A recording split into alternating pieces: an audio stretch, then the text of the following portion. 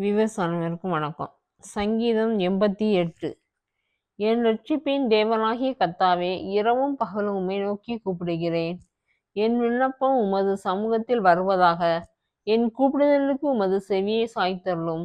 என் ஆத்துமா துக்கத்தால் நிறைந்திருக்கிறது. என் ஜீவன் பாதாளத்திற்கு சமீபமாய் வந்திருக்கிறது. நான் குழியில் இறங்குகிறவர்களோடு எண்ணப்பட்டு பலனற்ற மனுஷனைப் போலானேன். மரித்தவர்களில் ஒருவனைப் போல் நெகிழப்பட்டிருக்கிறேன்.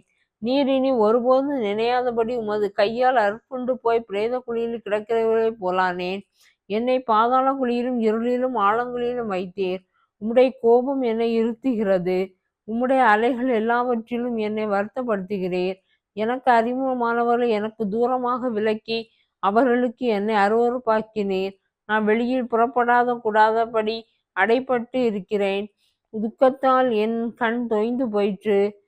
கர்த்தாவே, அனுதினமும் நான் உம்மை நோக்கி கூப்பிட்டு உமக்கு நேராக என் கைகளை விரிக்கிறேன்.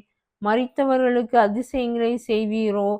செத்துப்போன வீரர் எழுந்து உம்மை துதிப்பார்களோ? பிரேத குழியில் உமது கிருபையும் அழிவில் உமது உண்மையும் விவரிக்கப்படுமோ? ஆமென்.